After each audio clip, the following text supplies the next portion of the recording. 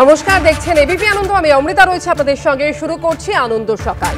গতকালই সংসদে অষ্টমবারের জন্য বাজেট পেশ করেছেন কেন্দ্রীয় অর্থমন্ত্রী নির্মলা সীতারামন, এবং যে বাজেটে নিঃসন্দেহে বড় ঘোষণা রয়েছে।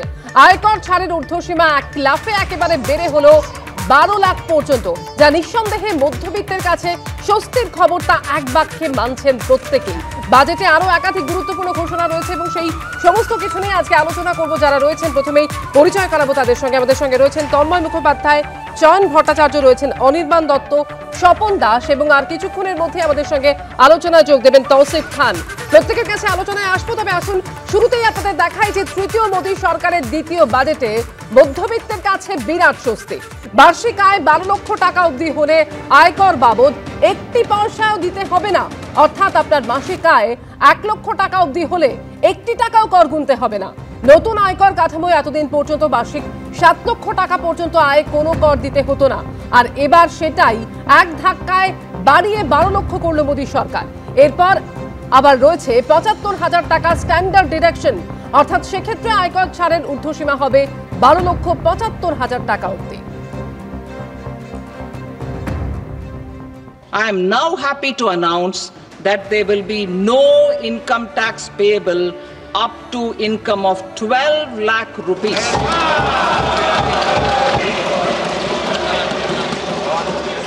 So, average income of 1 lakh per month, other than the special rate income such as capital gains, under the new regime.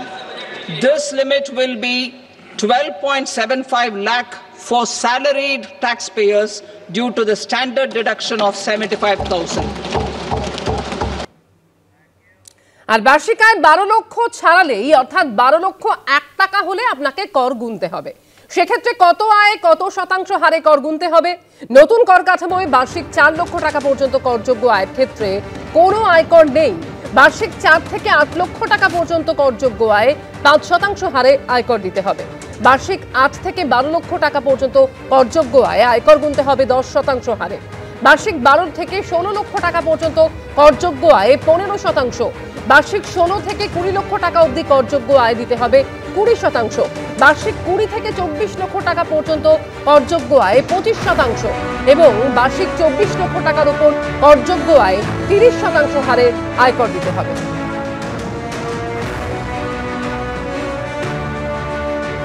আমি শুরুতেই অনির্বাণদার কাছে আসবো। অনির্বাণদা, একটা প্রত্যাশা তো কোথাও ছিলই, অনেক জায়গা থেকে এই দাবিও সামনে আসছিল যে অন্তত 10 লক্ষ পর্যন্ত করা হোক এই ঊর্ধ্বসীমাটা, কিন্তু একেবারে এক লাফে বাড়িয়ে 12 লাখ করে দেওয়া হলো।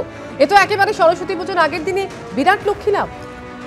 একদমই তাই। দেখো, একটা কথা হচ্ছে এই সাধারণ বাজেটের যে প্রত্যাশা, সেই প্রত্যাশা সাধারণ মানুষের কাছে শুধুমাত্র যেটা আমরা দেখেছি এতদিন ধরে, সেটা ছিল জিনিসপত্রের দাম কিছু কমবে কিনা আর আমার আয়করের সাশ্রয় হবে কিনা। সাধারণ বাজেট মানে এটা দেশের বাজেট, দেশের আগামী বছরের আয় এবং ব্যয়ের দিশা কোন দিকে যাবে, আয় ও ব্যয়ের ভারসাম্য কী হবে সেটা ঠিক করে। কিন্তু সরকার যেটা ওই লোকসভাতে প্রেজেন্ট করে, তখন সাধারণ মানুষ, আমরা বছরের পর বছর ধরে দেখেছি যে সাধারণ মানুষের উৎসাহ থাকে তখনই যে মানুষ আশা করে যে আমার কি সুবিধা হবে, আমার সুবিধার মধ্যে জিনিসপত্রের দাম কমলো কিনা, আর 2 নম্বর হচ্ছে আমার আয়করের কিছু সাশ্রয় হলো কিনা। জিনিসপত্রের দাম কমা বাড়া এখন আর এই বাজেটের মাধ্যমে স্থির হয় না। যবে থেকে জিএসটি কাউন্সিল এসে গেছে, এখন জিনিসপত্রের দাম ম্যাক্সিমাম সময় আমরা দেখেছি যে জিএসটি কাউন্সিলের দ্বারা, জিএসটি রেটের দ্বারা নির্ধারিত হয়। আর পড়ে থাকলো সেটা হচ্ছে আয়করের সুবিধে। আমরা কতদিন ধরে এই বাজেট নিয়ে আলোচনা করছি, বাজেট দেখছি, এত বছরের মধ্যে আমার দেখা এই মধ্যবিত্তর জন্য যে উজাড় করে দেওয়া এই করের সাশ্রয়, সেটা বোধহয় এই প্রথমবার হলো। আপনি যদি বাজেট দেখেন, 2014 সালে এই সরকার এসছে, তারপর থেকে এই 2024-25, 2019 সালে একবার পীযূষ গোয়েল বাজেট পেশ করেছিলেন, অন্তর্বর্তী বাজেট। আপনার মনে থাকবে তখন হাউ ইজ দ্য জোশ, সবাই চিৎকার করে উঠলো হাই স্যার, এবং মোদি মোদি মোদি করে একটা ঝড় উঠেছিল। গতকালেরও যে বাজেটটা হলো, তখনও দেখবেন যখনই 12 লক্ষ টাকা অবধি ট্যাক্স দিতে হবে না, তখনই দেখবেন একটা সমস্যারে বিজেপির যারা ছিলেন তারা সংসদে ঝড় তুললেন। আমি বলবো সেই ঝড়টা হয়তো লোকসভায় উঠলো, কিন্তু সাধারণ মানুষের মধ্যে মধ্যবিত্তের যে চাওয়া পাওয়া ছিল, সেই চাওয়া পাওয়াতে আপনি যেটা সঠিকভাবে বললেন, এক্সপেকটেশন বা প্রত্যাশা ছিল, প্রত্যাশাটা ছিল যে 10 লক্ষ টাকা অবধি হয়তো আয়করের ছাড় হবে, সেটা 10 থেকে 12 লক্ষ টাকা করে দেওয়া হলো। একেবারে প্রত্যেকে একবারকে এটাই মানছেন। আসবো নির্মাণদা নিশ্চয়ই যে প্রত্যাশা কোথাও দীর্ঘদিনের প্রত্যাশা পূরণ হলো। এই জায়গা থেকে তৌসিফের কাছে আসবো। তৌসিফ, কর বাবদ এতদিন যে টাকা গুনতে হতো এবং মানে উদাহরণস্বরূপ আমি বলতে পারি 12 লক্ষ টাকা পর্যন্ত ৭১,৫০০ টাকা কর দিতে হতো, যে নতুন এই স্ট্রাকচারের পর 1 টাকাও কর আর দিতে হবে না 12 লক্ষ টাকা পর্যন্ত। অর্থাৎ এই টাকাটা তো সাধারণ মানুষের হাতে আসবে, মানে অনেকটাই বাড়তি টাকা থাকবে, তাই নয় কি? না, ঠিকই বলেছেন যে এই রেটে মানুষের হাতে টাকা থাকবে, কিন্তু কাদের থাকে, কতজন এখান থেকে বেনিফিট পাবে? শুধু 3.2 crore ট্যাক্স পেয়ার, যারা ট্যাক্স ফাইল করছে তারাই শুধু বেনিফিট পাবে। এই বাজেটে কি মিনিমাম ওয়েজেস বাড়িয়ে দিয়েছে? এই বাজেটে কি জিএসটি রেটগুলো কি কম করে দিয়েছে? এই বাজেটে কি পেট্রোল ডিজেলের রেটটা কি কম করে দিয়েছে? কতজনকে এই বাজেট থেকে, কতজন মানুষ বলছিলেন আয়কর রিটার্ন ফাইল করেন? 10,40,00,000 মানুষ। হ্যাঁ, তার মধ্যে যদি আপনি দেখবেন যে এই ট্যাক্স স্ল্যাবে কতজন চলে আসছে, মোটামুটি 3.25 crore জন এই ট্যাক্স স্ল্যাব থেকে বেনিফিট পাবে। ভারতের নাগরিকদের মধ্যে প্রায় 45 কোটি হচ্ছেন মধ্যবিত্ত, মোট জনসংখ্যার যা 31%, এবং তার মধ্যে আয়কর রিটার্ন ফাইল করছেন 10,40,00,000 মানুষ। এটা তো আপনি কম বলতে পারেন না। না, ঠিকই আছে, আমি বলছি it is a welcome step, কিন্তু এটা নিয়ে কি আমাদের ইকোনমিক গ্রোথটা আমরা অ্যাচিভ করতে পারি? এই চিফ ইকোনমিক অ্যাডভাইজার যে সার্ভেটা করেছিলেন তার মধ্যেই উনি বলেছেন যে আমাদের 8% গ্রোথ দরকার 2047-এ যদি আমরা ডেভেলপড নেশন হতে চাই। এখন ফিনান্স মিনিস্টার নিজে স্বীকার করছেন যে এই বাজেটের নিয়ে আমরা শুধু 6.4% গ্রোথ রেট আছে। শুধু কিন্তু 12 লক্ষ মানুষ সুবিধা পাচ্ছেন না, 12 লক্ষর আওতায় যাদের ট্যাক্সেবল ইনকাম ছিল তারাও এই সুবিধার আওতায় আসছেন। দেখুন, যদি আমরা ইকোনমিক্যালি গ্রো করতে চাই তাহলে আরো লোকদের হাতে টাকা দরকার। এই মানে বটম লেভেলে কোনো কথা নেই, মিনিমাম ওয়েজেস কোনো কথা নেই, মনরেগার কোনো কথা নেই।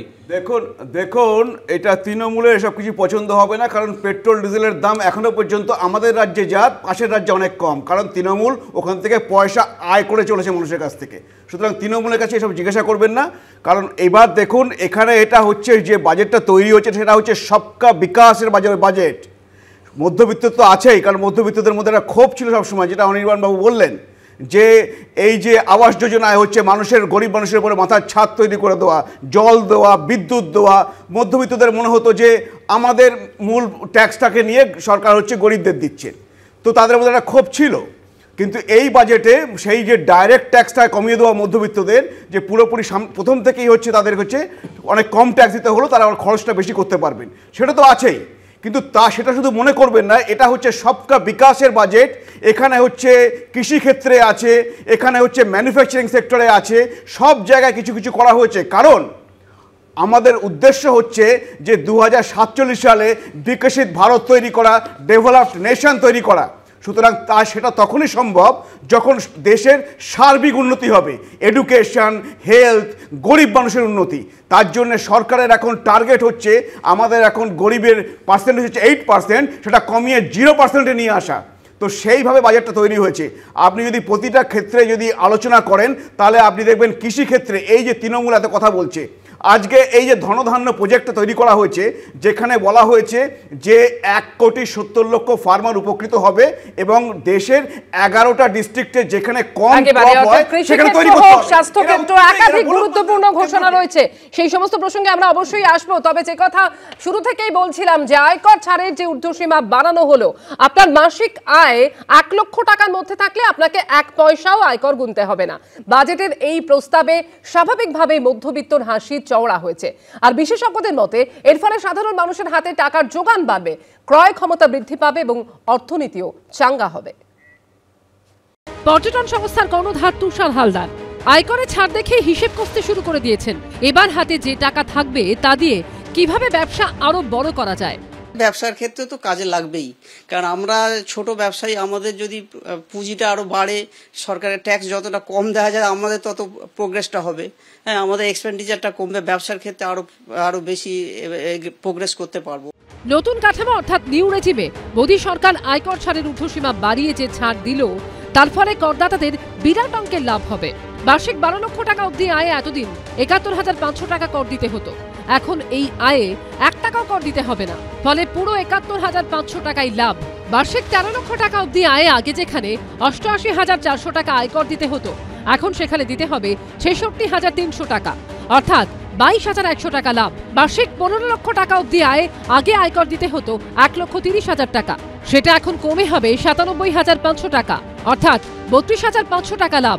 এইভাবে বার্ষিক ১৭ লক্ষ টাকা অবধি আয়ে লাভ হবে ৫৪,৬০০ টাকা। বার্ষিক ২২ লক্ষ টাকা অবধি আয়ে ১ লক্ষ টাকার কিছু বেশি এবং বার্ষিক ২৫ লক্ষ টাকা অবধি আয়ে ১,১৪,৪০০ টাকা লাভ হবে। বিশেষজ্ঞদের মতে আয়কর ছাড়ের ঊর্ধ্বসীমা বাড়ার ফলে সাধারণ মানুষের হাতে বেশি টাকা থাকবে, তাদের ক্রয় ক্ষমতা বাড়বে আর কেনাকাটা বাড়লে অর্থনীতি চাঙ্গা হবে। পার্সোনাল ইনকাম ট্যাক্সে এতটা ছাড় আমার মনে হয় না কেউ এক্সপেক্টও করেছিল। কাজেই এটা মধ্যবিত্ত উচ্চ মধ্যবিত্তের একটা পাওনা অনেকদিন ডিউ ছিল, কিন্তু এবারে সেটা একদম পুরোপুরি পেয়েছে। কারোর দুঃখ থাকা উচিত নয়। কাজে বুঝতে পারছেন, একজন মানুষ 2 লক্ষ টাকা যে রোজগার করে, 24 লক্ষ টাকা বছরে ইনকাম, তার টোটাল ট্যাক্স লায়াবিলিটি যদি 25% কমে যায়, নিশ্চয়ই তাদের হাতে তো একটা বিরাট।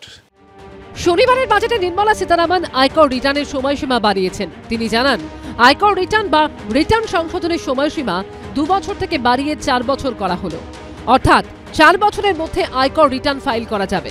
ময়ূখ ঠাকুর চক্রবর্তী, অরিত্রিক ভট্টাচার্য ও সৌমিত্র রায়ের রিপোর্ট, এবিপি আনন্দ।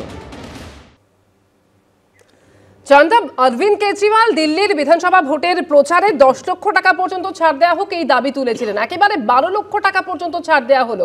এতে শুরুতেই একেবারে গোল দিয়ে দিলেন কেন্দ্রীয় অর্থমন্ত্রী। বিরোধীদের খুব বেশি কিছু বলার জায়গা কি রইল?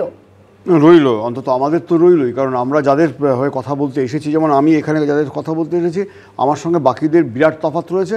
কারণ আমার আয় 1 লক্ষ টাকা মাসে নয়, কাজেই আমার তো এইখানে কোনো আমার বেনিফিটের জায়গা নেই। আমার আমি যাদের আয়ের সংস্থান নেই তাদের হয়ে আমি কথা বলতে এসেছি। যাদের আয়ের সুযোগ কমে গেছে, সুযোগ নেই প্রায়, যাদের জন্য কর্মসংস্থানের সুযোগই তৈরি করলেন নির্মলা সীতারামন, তাদের হয়ে আমি কথা বলতে এসেছি। এখানে পরিষ্কার কথা যেটা, সেটা হচ্ছে যে কথাগুলো কেউ বললেন না, সেটা হচ্ছে এখনো মধ্যে যা আলোচনা হলো, কেউ বললেন না যে আয়ের সুযোগ নেই, সুযোগ কমিয়ে দেওয়া হয়েছে। মনরেগাতে যা বরাদ্দ ছিল তার থেকে 1 টাকাও বাড়ানো হয়নি। যে টাকা রয়েছে সেটা যদি সম্পূর্ণ খরচ হয় সবাইকে, কারণ নিয়ম অনুযায়ী জব কার্ড থাকলে তাকে টাকা কাজ দিতেই হবে, এইটা যদি হিসেব হয় তাহলে প্রতিটি ভারতবাসী যারা গ্রামে থাকেন তারা বছরে 14 দিন কাজ পাবেন, সেখানে 100 দিন কাজ পাওয়ার কথা। কিন্তু জয়ন্ত, আপনি 1 লাখ টাকা স্ল্যাবের কথা বলছিলেন, যারা 60-65 টাকা তাদের কিন্তু এতদিন পর্যন্ত কর দিতে হতো, সেটা দিতে হবে না। আপনি 10 কোটি টাকার কথা, 10 কোটি ট্যাক্স রিটার্ন করেছেন। রিটার্ন করা, ট্যাক্স দেওয়া এক জিনিস নয়। আপনি যদি পরিষ্কার, আমি অর্থনীতির প্রাথমিক ছাত্র হিসেবে বলছি, নির্দিষ্টভাবে এটা একটা বড় প্রতারণা হলো। সাধারণ মানুষ বলতে যাদের বোঝানো হলো, তাদেরকে বোঝানো হলো যে আপনার 4 লক্ষ টাকার নিচে যদি আয় থাকে আপনি আমাদের কাউন্টিংয়ে আসছেন না, আপনি আমাদের কাউন্টিংয়ে আসছেন। নির্মলা সীতারামন 4 লক্ষ টাকার নিচে যারা আছেন তাদের কথা এটা ভাবেননি। আয়ের সংস্থান কোথায়, পরোক্ষ করের সুযোগগুলো কোথায় নেই, মানুষের টাকা কোথায়, জিনিস কিনবে টাকা কোথায়,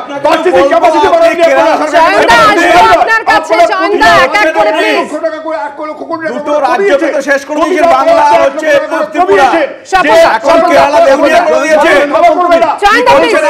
প্রত্যেককে বলার সুযোগ দিতে হবে। কিছু বেঁচে নেই,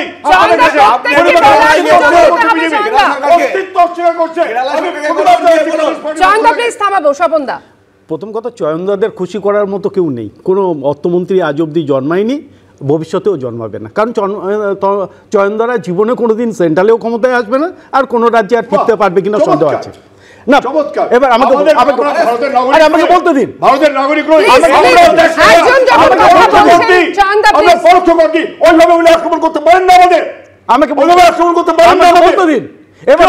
অনেকক্ষণ বলেছেন, এবার বলতে দিন। আমি স্বপনদার প্রতিক্রিয়া নিশ্চয়ই নেব, তবে তার আগে আপনাদের জানাবো যে পিপলস বাজেটের জন্য অর্থমন্ত্রী এবং দেশবাসীকে ধন্যবাদ জানালেন প্রধানমন্ত্রী। যদিও এই বাজেট নিয়ে নাগারে কেন্দ্রীয় সরকারকে নিশানা করছে বিরোধীরা।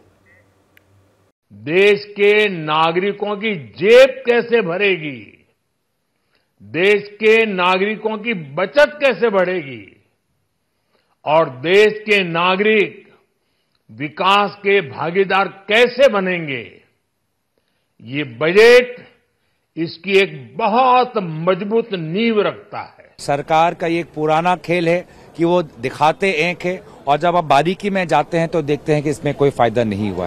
বাজেটের ভূয়সী প্রশংসা করে অমিত শাহ এক্স পোস্টে লিখেছেন, মধ্যবিত্ত সবসময় মোদির হৃদয়ে, 12 লক্ষ টাকা অবধি আয়ে আয়কর শূন্য। মধ্যবিত্তের আর্থিক অবস্থা শোধরাতে বড় ভূমিকা নেবে এই প্রস্তাবিত কর ছাড়। সমস্ত সুবিধাভোগীকে অভিনন্দন, যদিও বিরোধীরা এই দাবির সঙ্গে মোটেও একমত নন। Income of 12 lakhs will not pay taxes. But remember friends, inflation is raging. Nothing in the budget to control inflation. So when you gain that little bit, only 8 crore people pay taxes. Even if some proportion of those people gain a little bit, it'll get eaten up automatically by inflation. That means your real gain is zero. Middle ক্লাসে যেটা বোঝার সেটা বোঝা হয়ে গেছে। Middle class অশিক্ষিত নয়, মূর্খ নয়, ট্যাক্স পেয়াররা শিক্ষিত, তারা জানেন এই বাজেটে কি তারা ছাড় পেয়েছেন, সেটা বোঝানোর জন্য আর যাই হোক তৃণমূল কংগ্রেসের কোনো প্রয়োজন হবে না। দিল্লি বিধানসভা ভোটের প্রচারে শুরু থেকে আম আদমি পার্টির প্রধান অরবিন্দ কেজরিওয়াল আয়কর ছাড়ের সীমা 7 লক্ষ টাকা থেকে বাড়িয়ে 10 লক্ষ টাকা করার দাবি করেছিলেন। আর বাজেটে নির্মলা সীতারামন প্রত্যাশা ছাপিয়ে বার্ষিক 12 লক্ষ টাকা অবধি আয়কর ছাড়ের ঘোষণা করে চমক দিলেন। তার আয়কর ঘোষণার পরই লোকসভায় মোদির নামে স্লোগান দিলেন বিজেপি সাংসদরা।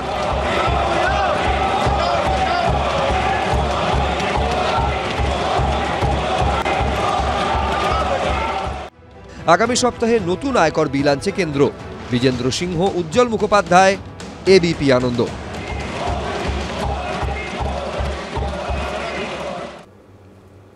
স্বপন, আপনি শুনলেন বিরোধীরা অনেকেই সমালোচনা করে বলছেন যে এর ফলে লাভের লাভ কিছুই হলো না এবং মুদ্রাস্ফীতির মতন বিষয়কে দায়ী করছেন।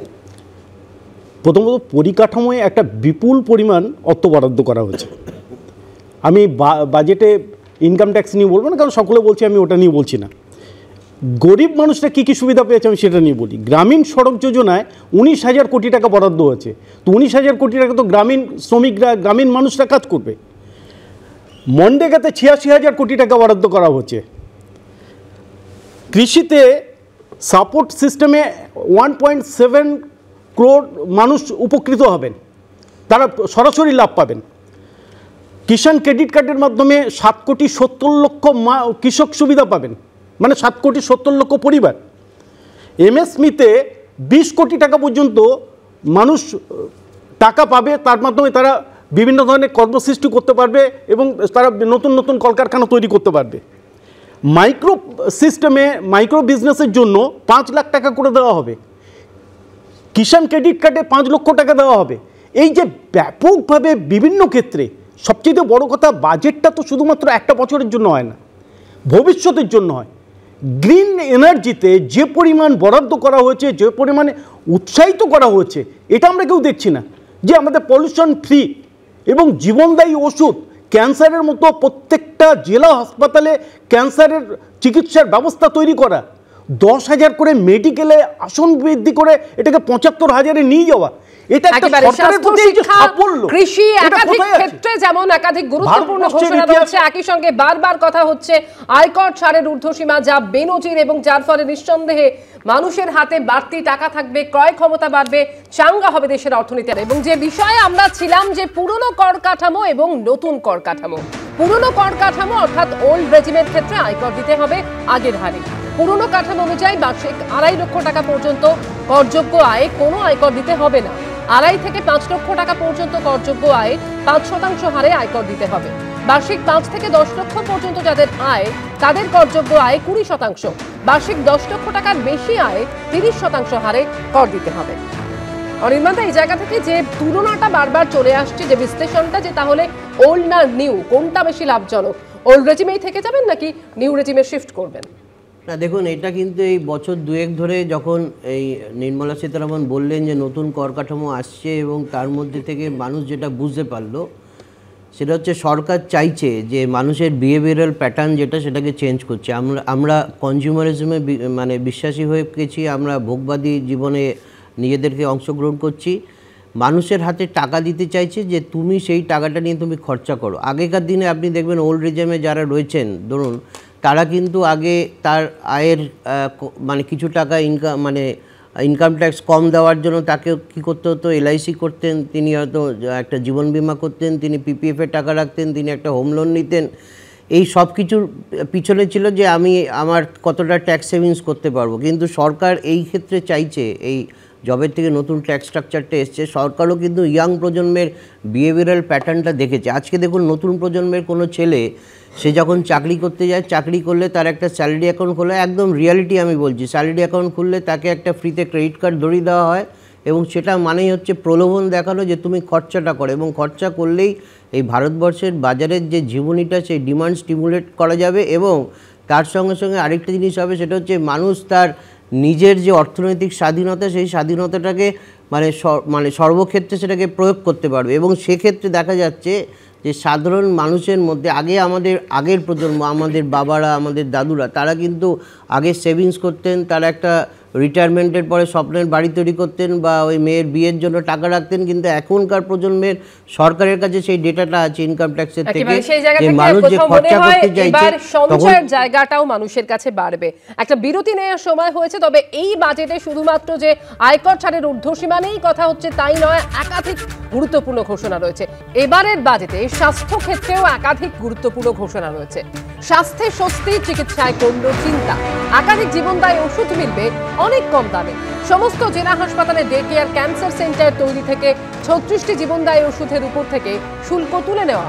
বাজেটে স্বাস্থ্য সম্পর্কিত একাধিক জনহিতকর সিদ্ধান্ত নিয়েছেন কেন্দ্রীয় অর্থমন্ত্রী নির্মলা সীতারামন। জানিয়েছেন আগামী 3 বছরে সমস্ত জেলা হাসপাতালে ডে কেয়ার ক্যান্সার সেন্টার তৈরি হবে।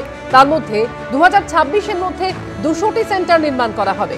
বাজেটে ক্যান্সার সহ দুরারোগ্য রোগের জন্য ব্যবহৃত 36টি জীবনদায়ী ওষুধের উপর থেকে শুল্ক তুলে নেওয়া এবং 6টি জীবনদায়ী ওষুধের উপর শুল্ক 5% কমানোর প্রস্তাব দিয়েছেন Nirmala Sitharaman. Our government will facilitate setting up of daycare cancer centers in all district hospitals in the next 3 years. 200 centers will be established in 25-26 itself to provide relief to patients, particularly those suffering from cancer, rare diseases, and other severe chronic diseases. I propose to add 36 life-saving drugs and medicines to the list of medicines fully exempted from basic custom duty. আর স্বাভাবিকভাবেই সরকারের এই ঘোষণার পর cancer আক্রান্ত রোগী এবং তাদের পরিবারের লোকজন স্বস্তি বোধ করছেন। আমহার স্ট্রিটের বাসিন্দা অঞ্জনা মিত্র দীর্ঘদিন ধরে কর্কট রোগের সঙ্গে লড়াই করছেন। 2012 সালে তার বাঁ কিডনিতে টিউমার হয়, অস্ত্রোপচারে কিডনি বাদ যায়। 25টা রেডিয়েশনের পর খানিক সুস্থ ছিলেন, কিন্তু গত জুন মাসে ফের যন্ত্রণা শুরু হয়। এই প্রেক্ষাপটে ক্যান্সারের ওষুধের দাম কমার প্রস্তাবে কিছুটা হলেও স্বস্তিতে এই পরিবার। এখন মোটামুটি ওই পেন কিলার খেয়েই চলছে, সোজা কথা। আমার মতন পেশেন্টরা তো ভীষণ ভীষণ উপকৃত হবে। তারা দেখুন, এই যে আমরা যে সুবিধাটা পাইনি, তারা তো সেই সুবিধাটা পাবে। বাজেটে কেন্দ্রের এই প্রস্তাবে মারণ রোগে আক্রান্তদের পরিবারের আর্থিক দুশ্চিন্তা কিছুটা লাঘব হবে বলে আশাবাদী চিকিৎসকরাও। এটা আমাদের চিকিৎসক সমাজের, ক্যান্সার চিকিৎসক সমাজের দীর্ঘদিনের দাবি যে তাহলে কিন্তু আর একটু ভালোভাবে ক্যান্সার পেশেন্টদের, বিশেষ করে টার্মিনাল ক্যান্সারে বা এমন কিছু ক্যান্সার আছে যেখানে ওই চিকিৎসাগুলোই একমাত্র আছে, অন্য চিকিৎসা তেমন নেই আর কি, তাহলে কিন্তু এটা সত্যিই রুগী এবং তার পরিবারের প্রভূত ভালো হবে, বোঝা কমবে এবং তারা আরো অনেক দিন ধরে চিকিৎসা করাতে পারবে, টানতে পারবে। গত কয়েক বছরে ওষুধের দাম হু হু করে বাড়ায় চিন্তা বেড়েছে সাধারণ মানুষের। নাজেহাল অবস্থা মধ্যবিত্তের। কয়েক মাস অন্তর দাম বৃদ্ধি হয়েছে একাধিক গুরুত্বপূর্ণ ওষুধের। এই প্রেক্ষাপটে এবারের বাজেটে ক্যান্সার সহ দুরারোগ্য একাধিক ওষুধের দাম কমার খবরে স্বস্তিতে আমজনতা। ঝিলম করঞ্জাই, সন্দীপ সরকার, অনির্বাণ বিশ্বাস, এবিপি আনন্দ। তসিফ, স্বাস্থ্যক্ষেত্রে আমরা দেখতে পাচ্ছি একাধিক গুরুত্বপূর্ণ পদক্ষেপ এবং ক্যান্সারের মতো দুরারোগ্য ব্যাধি যার চিকিৎসা অত্যন্ত ব্যয়বহুল, সেই ক্যান্সার সহ 36টি জীবনদায়ী ওষুধের উপর থেকে শুল্ক পুরোপুরি প্রত্যাহার করে নেওয়া ইতিবাচক পদক্ষেপ বলে কি আপনি মনে করেন না? দেখুন, মোদি গভর্নমেন্টের পলিসি হচ্ছে যে শুধু প্রমিস করে দাও, প্রমিসটা ফুলফিল করবে কি করবে না সেটা জানা যাবে যে পরে কি হচ্ছে। আপনি দেখুন, আমি যদি এই কারেন্ট ফিসকাল ইয়ারের কথা বলি 2024-2025-এ হেলথ সেক্টরে যতগুলো টাকা অ্যালোকেট করেছিল গভর্নমেন্ট সেইটা ও স্পেন্ড করতে পারলো না। 8,550 কোটি টাকা অ্যাটলিস্ট গভর্নমেন্ট খরচাই করতে পারলো না। বলেছিল আমি এইমস তৈরি করে দেবো, 16টা এইমস হসপিটাল আমি গোটা দেশে করে দেবো, আমি হ্যামক ট্যামক করে কিচ্ছু করতে পারছে না। এখন অ্যালোকেশন একটু কমে দিয়েছি, কিন্তু সিরিয়াস ডাউট গভর্নমেন্টের লাস্ট 6 বছর আমরা যদি ট্র্যাক রেকর্ড দেখি যে বাজেট অ্যালোকেশন তো করে দিচ্ছি কিন্তু টাকা খরচ করতে পারছে না, তাহলে এই বছরে যে প্রমিসটা করছে ওটা ফুলফিল করতে পারবে কি পারবে না। ইনফ্রাস্ট্রাকচার নেই বা পলিটিক্যাল উইল নেই বা মিডিয়াম বা প্ল্যাটফর্ম নেই যে টাকা অ্যালোকেট তো হচ্ছে। এমনি যদি ওয়ার্ল্ড লেভেলে আমরা দেখি, ইন্ডিয়াতে আমাদের কান্ট্রিতে যে এক্সপেন্ডিচার আছে হেলথের উপরে, হেলথ সেক্টরের উপরে এমনিও কম আছে। গভর্নমেন্ট হয়তো অ্যালোকেট করছে কিন্তু স্পেন্ড করতে পারছে না। আমি একটুখানি বলি এবার তৌসিফকে। তৌসিফ বোধহয় জানে না, কারণ ডাক্তার না, তো আমি ডাক্তার। এই মোদী সরকার 2014 সালের পর থেকে পশ্চিমবঙ্গে 11টা মেডিকেল কলেজ তৈরি হয়েছে সিংহভাগ কেন্দ্রের পয়সায়, একটা AIMS হয়েছে। আমি তৌসিফকে বলবো যে একটা উদাহরণ দিতে, যে এই তৃণমূল সরকার গত 13 বছরে এককভাবে পশ্চিমবঙ্গে একটা মেডিকেল কলেজ তৈরি করেছে। 8,550 কোটি টাকা আপনি খরচ করতে পারলেন না, সত্যি কি সত্যি না বলুন তো? এটাই মুশকিল। একটা আমি আপনাকে বলে রাখছি, তৌসিফ প্রমাণ করবে আমি যদি ভুল বলি, এই সরকার গত 13 বছরে পশ্চিমবঙ্গে এককভাবে একটা মেডিকেল কলেজ তৈরি করেনি, যা করেছে সব কেন্দ্রের পয়সা হয়েছে, সিংহভাগ পয়সা। আচ্ছা, এবার আমি আপনাকে বলি এই ওষুধ নিয়ে বলা হচ্ছে, দেখুন এইগুলো যদি ক্যান্সার রোগীর প্রচণ্ডভাবে সুবিধা হবে, কারণ আমি নিজে একজন অনকোলজিস্ট। যে ওষুধগুলোর লিস্ট আছে তার মধ্যে বেশিরভাগ বলে ইমিউনোথেরাপি। এই ওষুধগুলো রোগীকে এখন কিনতে হয়, প্রতি বছরে খরচ পড়ে 15 থেকে 20 লাখ টাকা, এবং সেইটা হচ্ছে অনেক ওষুধেরই আছে পেটেন্ট আছে, যার জন্য জেনারিক ভার্সন দেশে নেই, তৈরি করতে পারে না কেউ। সেইখানে যদি আজকে কাস্টমস ডিউটিটা কমে, সেটা যদি রোগীকে সেই সুবিধাটা দেওয়া হয়, তাহলে তাদের ওষুধটা তারা নিতে পারবে এবং তাদের খরচটা অনেক কমবে। আর আমি আপনাকে একটা কথা বলে দিই যে দেখুন, এই বামেরা বাজেট নিয়ে অনেক কথা বলছে, বামেরা কিন্তু যারা এই সমস্যা দীর্ঘদিন ধরে সম্মুখীন হচ্ছেন তারা তো খানিকটা হলেও স্বস্তি পাবেন। এখানে বলে রাখা দরকার, এখানে অনেক কাল আগে একটা সিনেমা দেখেছিলেন, হিন্দি সিনেমা, নামটা বলছি না কারণ প্রচার হয়ে যাবে। সেখানে বিশিষ্ট অভিনেতা দিলীপ তাহিরের একটা ক্যারেক্টার ছিল, উনি প্রচণ্ড বড় লোক, বস্তির মধ্যে ঢুকছেন, বলছেন কিরে মকড়ে ইয়ে গরিব, কিরে মকড়ে ইয়ে গরিব, এইভাবে কিরে মকড়ে ভাবা। এটা আপনাকে বলি যে যেগুলো ওষুধের ফিরিস্তি আসছে না, সেগুলো সবই আমদানিকৃত ওষুধ, আমদানিকৃত ওষুধ, মানে বাইরে থেকে ইম্পোর্ট করতে হবে, বললে 18 থেকে 20 লক্ষ টাকা সেই ওষুধ। এমনি ওষুধের দাম কমেছে কি? বেড়ে যাচ্ছে। দ্বিতীয় যেটা, সেটা হচ্ছে যে বাজার অর্থনীতির প্রাথমিক কথা কি জানেন তো, আপনার পকেটে পয়সা থাকলে বাজারে ঢুকতে পারবে, মানে বেসিক জায়গা। এই পকেটে পয়সা যাদের কম আছে তারা টিকতে পারবে না। ওষুধ চিকিৎসা চিকিৎসার আমি যখন কথা বলছি আমার সঙ্গে বেশিরভাগ হবেন যে চিকিৎসার ব্যয় এখন সীমা ছাড়িয়ে যাচ্ছে। ওষুধের শুল্ক তুলে নেওয়াই নয়, একই সঙ্গে 6টি জীবনদায়ী ওষুধ সেখানেও কিন্তু শুল্ক 5% কমানোর প্রস্তাব রয়েছে এবারের বাজেটে। আর এবারের বাজেটে বিশেষভাবে নজর ছিল প্রবীণদেরও, এবং সেখানে শুধুমাত্র বেনজির ছাড় দেওয়াই নয়, আয়করে প্রবীণদের জন্য উদার হয়েছে মোদী সরকার। ষাটোর্ধ্বদের জন্য সুদের উপর কর ছাড়ের সীমা দ্বিগুণ করা হয়েছে, 50,000 টাকা থেকে বাড়িয়ে তা করা হয়েছে 1 লক্ষ টাকা। The limit for tax reduction on interest for senior citizens is being doubled from the present 50,000 rupees to 1 lakh rupees. এবারের বাজেটে আয়কর দাতাদের জন্য বড় ঘোষণা করে মন জয় করে নিয়েছেন কেন্দ্রীয় অর্থমন্ত্রী নির্মলা সীতারামন।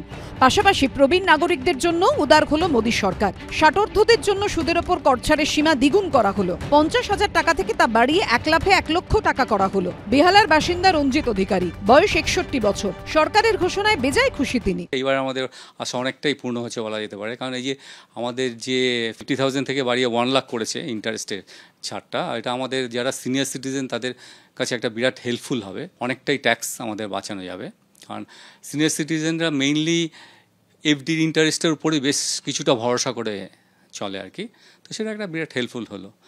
আর যেটা বলছেন টিডিএস, হ্যাঁ টিডিএসটা অবশ্যই ওটা খুবই উপকার হবে, ভালো হয়েছে। যাদবপুরের রিজেন্ট এস্টেটের বাসিন্দা 64 বছরের সাক্ষ্য রায়চৌধুরী, পেশায় অর্থনৈতিক উপদেষ্টা। বাজেট দেখে উচ্ছ্বসিত তিনি। এবারের বাজেটটা দেখে মানে অ্যামেজিং বাজেট, ভাবা যায় না। আমরা মধ্যবিত্তরা এতদিন ধরে, আমার জীবতে গেলে এতদিন ধরে মধ্যবিত্তদের জন্য বাজেট তৈরি হয়, মানে এরকমভাবে তৈরি হয়নি যে 12 লাখ টাকা পর্যন্ত ছাড় দিলাম। কেউ পেনশন পাচ্ছে, তার ফিক্সড ডিপোজিট ভাঙিয়ে খাচ্ছে, সেখানে যদি ইন্টারেস্টটা 50,000 থেকে 75,000 1 লাখ টাকা হয় ছাড়টা, তাহলে তার কাছে একটা বিরাট ব্যাপার, তার কাছে বিরাট একটা সেভিংস একটা। বেলেঘাটার বাসিন্দা 64 বছরের পরিমল দে বেসরকারি ব্যাংকে কর্মরত ছিলেন। তিনিও নির্মলা সীতারামনের বাজেটে আশার আলো দেখছেন। আমি বলবো এটা একটা বিশাল পদক্ষেপ, কারণ 50,000 টাকা ইন্টারেস্ট যেটা ছিল, ছাড় ছিল, সেই 50,000 ইন্টারেস্ট একটা এফডির সেটা চলে গেল 1 লাখ টাকা। এটা একটা বিশাল ছাড়, মানে এটা আমার কাছে একটু আশাতীত ছিল। আজকের দিনে আমি খুব মানে খুশি আর কি, মানে যে জিনিসটা আমরা এতদিন, আমি যেহেতু মানে এখন সেলফ এমপ্লয়েড, কিন্তু আগে যখন চাকরি করতাম তখন এটাকে ভীষণভাবে চেয়েছিলাম, কিন্তু আজকে মনে হচ্ছে আজকের দিনে দাঁড়িয়ে যে এটা আজকের দিনে আমার পুরো ফুলফিলমেন্টটা হলো আর কি। 74 বছর বয়সী নরেন্দ্র মোদী, 65 বছর বয়সী নির্মলা সীতারামন, দুজনের যুগলবন্দির বাজেটে প্রবীণদের মুখে একগাল হাসি। পার্থপ্রতিম ঘোষ, অনির্বাণ বিশ্বাসের রিপোর্ট, এবিপি আনন্দ। অনির্বাণ দা, প্রবীণ নাগরিকরা যারা অনেকটাই, যাদেরকে সুদের উপর নির্ভর করতে হয়, তাদের জন্য এই ঘোষণা। ষাটোর্ধ্বদের জন্য সুদের উপর কর ছাড়ের সীমা একেবারে বাড়িয়ে দ্বিগুণ করা হলো, কতটা স্বস্তি দেবে প্রবীণদের? না, প্রবীণদের মধ্যে সবাই তো এটার সুবিধাটা পাবেন না, 1 নম্বর। 2 নম্বর হচ্ছে কিছু প্রবীণ পাবেন যাদের একটা অ্যাডিকুয়েট সেভিংস আছে, যেই সেভিংসটা তারা ব্যাংকে রাখতেন, তার এগেনস্টে ইন্টারেস্ট পেতেন এবং তার জন্য ব্যাংকের দরজায় দরজায় ঘুরতেন, ফর্ম ফিল আপ করতেন যাতে টিডিএসটা কাটা না হয়, বা টিডিএস কাটার নিয়মাবলী সম্বন্ধে তারা অবহিত ছিলেন না। তাদের ক্ষেত্রে এই সুবিধাটা হচ্ছে। কিন্তু অনেক প্রবীণ আছে, দেখো এই ক্যান্সারের ওষুধের কথা বলা হচ্ছিল, কিন্তু আজকের দিনে 40-এর উপরে যারা আছে তারা সকাল বিকেল প্রেশারের ওষুধ আর সুগারের ওষুধও খাচ্ছে, ঠিক আছে। এবার সাধারণ অর্থে আমরা বাজেটটাকে যদি দেখি, সবকা সাথ সবকা বিকাশ এই যে ম্যানিফেস্টোতে ছিল, তাতে আপনি এই বাজেট দিয়ে সব স্টেক হোল্ডারদেরকে খুশি করতে পারবেন না। কিন্তু একটা জিনিস মাথায় রাখতে হবে যে এই প্রবীণ নাগরিকদেরও একটা মানে বৃহৎ অংশের মানুষজন আছেন যাদের আর্থিক সুরক্ষার জায়গা নেই। আজকে ভারতবর্ষে এমন লোক নেই যারা মানে সবাই পেনশন পাচ্ছেন। কিছু লোক আছেন যারা বেসরকারি ক্ষেত্রে আছেন, অসংগঠিত ক্ষেত্রে আছেন। এই প্রত্যেকটা লোক যে জীবন যন্ত্রণার মধ্যে দিয়ে যাচ্ছেন, সেটা হচ্ছে মানে যে মুদ্রাস্ফীতি, বা আমরা যেটা বলি যে অতিরিক্ত মূল্য বৃদ্ধি জিনিসপত্রে।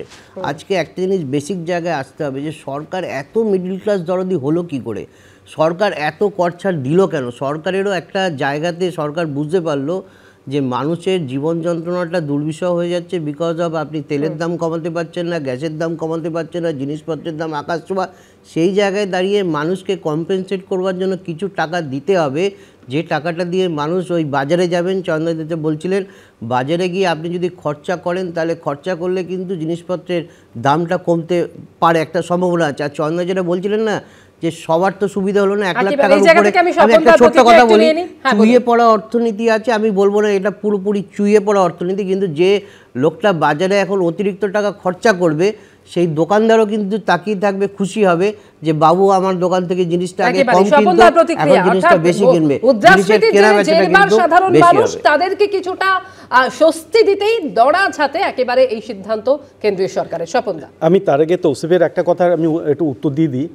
8,550 কোটি টাকা বরাদ্দ যেটা খরচ করতে পারেনি সেন্ট্রাল গভর্নমেন্টের বিষয়ে যে বলেছে, এটা খবর নেই। আমাদের তো ফেডারেল সিস্টেমের সরকার, কাজ করতে হয় রাজ্য সরকারকে। তাদেরকে বাজেট অ্যালোকেশন করার পর তাদেরকে বিভিন্ন যে পরিকল্পনা অনুযায়ী তারা যদি সেই কাজগুলো না করতে পারে, তো টাকাটা ফেরত যায় এবং সেই কাজটা হয় না।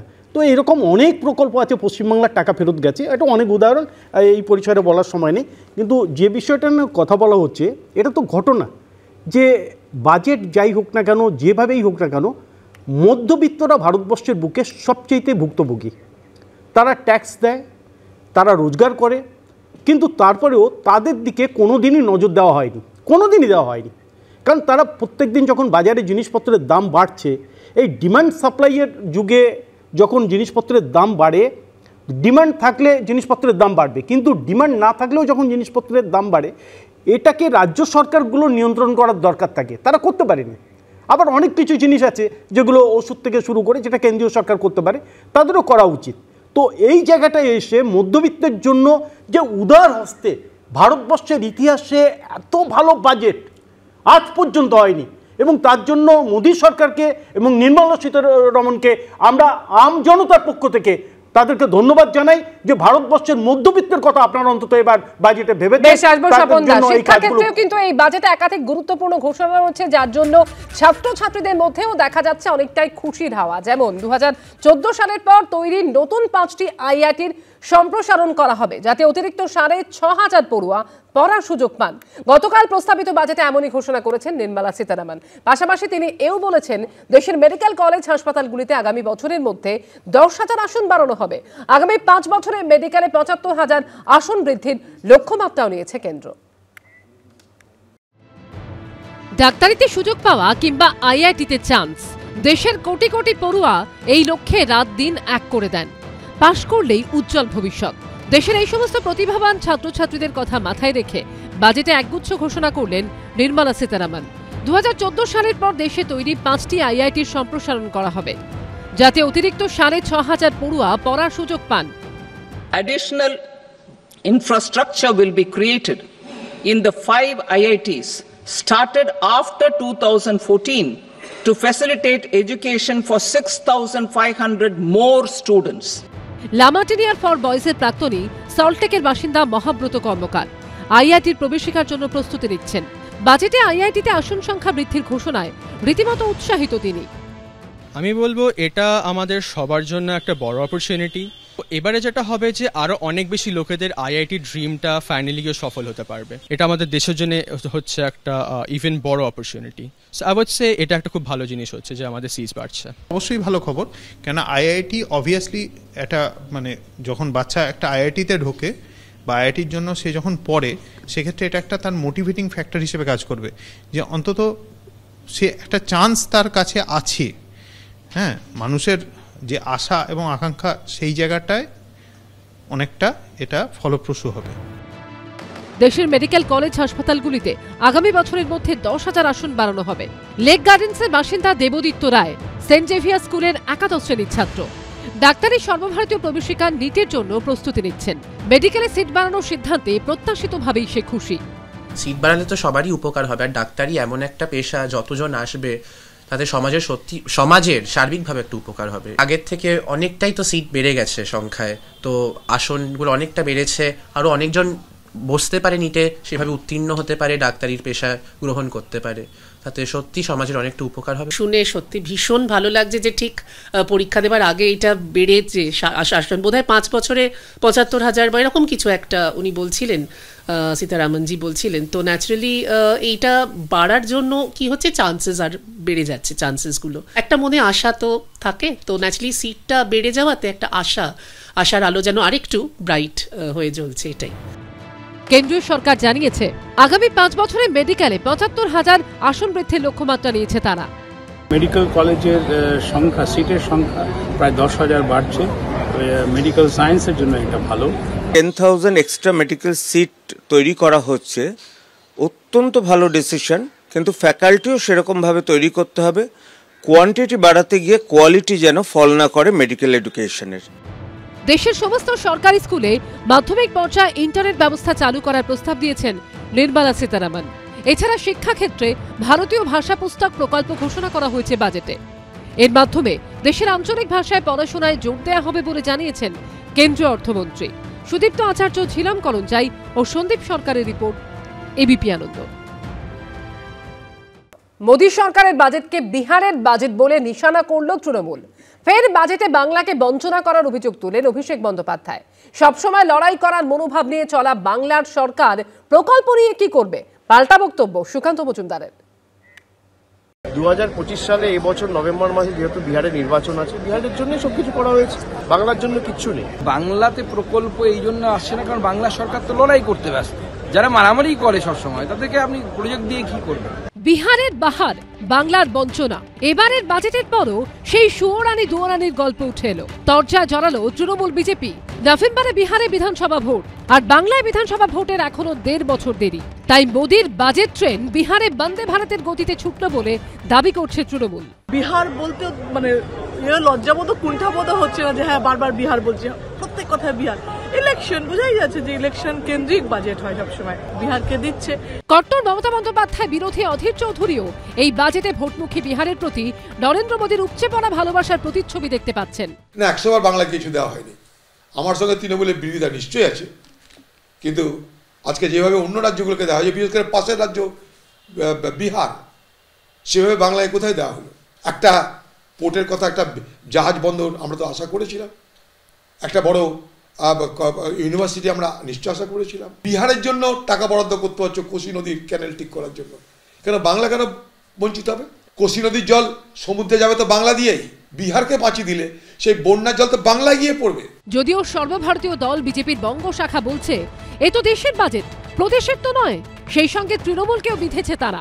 এই বাজেট তো কোনো প্রদেশের বাজেট হয়নি, আর পশ্চিমবঙ্গে তো 2016 সাল থেকে ট্রিটি করে বসে আছেন তারা, এখনো পর্যন্ত মালদা এয়ারপোর্টটাকে রেডি করতে পারলেন। উত্তরবঙ্গে এয়ারপোর্ট করা যাচ্ছে না, কেন করা যাচ্ছে না? এয়ারপোর্ট অথরিটি অফ ইন্ডিয়া জমি চাইছে, সরকার প্রোভাইড করতে পারছে না। উত্তর 24 পরগনা তেলের উপর ভাসছে, এখনো পর্যন্ত পিএমএল দিতে পারেনি। এর জন্য কে দায়ী? পশ্চিমবঙ্গে তো কে পিছিয়ে দিচ্ছে তো আজকে তৃণমূল কংগ্রেস অর্থনৈতিকভাবে। ভোটের কথা মাথায় রেখে বাজেট করে না এমন শাসক দল খুঁজে পাওয়া কঠিন। তৃতীয় মোদী সরকারের প্রথম পূর্ণাঙ্গ বাজেট হয়ে গেল। এবার 12ই ফেব্রুয়ারি মমতা বন্দ্যোপাধ্যায়ের তৃতীয় সরকারের শেষ পূর্ণাঙ্গ বাজেটে কি চমক থাকে সেটাই দেখার। মোদী আয়কর ছাড়ে চমক দিলেন। মমতা বন্দ্যোপাধ্যায়কে লক্ষ্মীর ভান্ডার প্রকল্পের ভাতা বৃদ্ধি কিংবা রাজ্য সরকারি কর্মচারীদের বকেয়া ডিএ প্রদানের মতো কোনো বড় ঘোষণা বাজেটে করবেন? বিজেন্দ্র সিংহ, ঝিলাম করঞ্চাই ও শিবাশিস মৌলিকের রিপোর্ট, এবিপি আনন্দ। বাজেটে নীতিশ কুমারের বিহারের জন্য কল্পতরু নরেন্দ্র মোদী, আর তা নিয়েই সোশ্যাল মিডিয়ায় মিমের ছড়াছড়ি। দেখুন। Makhana board in Bihar. For this, there is a special opportunity for the people of Bihar. কয়েক মাস পরেই ভোট হবে বিহারে। তার আগে কেন্দ্রীয় বাজেটে বিহারকে ঢেলে দিল মোদী সরকার। কেন্দ্রীয় অর্থমন্ত্রীর মুখে বারবার উঠে এলো একটাই রাজ্যের নাম, Bihar. There is a special opportunity for the people of Bihar. এর ফলে বিরোধীদের তীব্র আক্রমণের মুখে পড়েছে মোদী সরকার, আর তার বিহার প্রীতি নিয়ে মিমের ঝড় উঠেছে সোশ্যাল মিডিয়াতেও। যেমন একটি ছবিতে তুলে ধরা হয়েছে সুইমিং পুলের জলে এক বাচ্চাকে তুলে ধরছেন মা, পাশেই ডুবে যাচ্ছে আরো একটি বাচ্চা। সেখানে মায়ের উপর লেখা আছে অর্থমন্ত্রী অর্থাৎ নির্মলা সীতারামন। যে বাচ্চাটিকে তিনি দুহাতে তুলে ধরছেন তার উপর লেখা বিহার, আর যে বাচ্চাটি ডুবে যাচ্ছে তার উপর লেখা রয়েছে অন্যান্য রাজ্য। এই মিমে আবার দুটি থালার ছবি দিয়ে বোঝানো হয়েছে কিভাবে বিহারের প্রাপ্তির ঝুলি ভরাট হয়েছে আর অন্য রাজ্যের ক্ষেত্রে অনেক কম। আবার আরেকটি মিমে তারকা দম্পতি ভিকি কৌশল ও ক্যাটরিনা কাইফের ছবিতে ভিকির ওপর লেখা আছে বিহার, এবং পাশেই হাসি মুখে দাঁড়ানো ক্যাটরিনার ওপর লেখা আছে বাজেট 2025। অন্য পাশে উদাস নজরে তাকিয়ে থাকা এক ব্যক্তির ছবির ওপর লেখা আছে অন্যান্য রাজ্য দেখলো বাজেট 2025-এ সবকিছুই পেল বিহার। মোদী সরকারের প্রধান দুই শরিকের মধ্যে একজন হলেন নীতিশ কুমারের জেডিইউ। সোশ্যাল মিডিয়ায় নীতিশের ছবি দিয়ে কেউ মজা করে লিখেছে बोल ये रखा है पर शब्द हमारे हैं। অর্থাৎ নির্মলা সীতারামন বিহারের জন্য একের পর এক প্রকল্পের প্রস্তাব দিলেও তার পেছনে চাবিকাঠি আসলে নীতিশ কুমার। এবিপি আনন্দ। অর্থাৎ এই বাজেট নিয়ে বিরোধীদের তরফে সমালোচনা তো রয়েছে, তবে প্রত্যেকে এক বাক্যে এটাও মানছেন যে এই বাজেট হচ্ছে প্রত্যাশা পূরণের বাজেট, মধ্যবিত্তের কাছে স্বস্তির বাজেট। আলোচনা এখানেই শেষ করবো। যারা ছিলেন এতক্ষণ প্রত্যেককে অনেক ধন্যবাদ জানাবো। অন্যান্য খবর নিয়ে ফিরে আসছি বিরতির পর, সঙ্গে থাকবেন।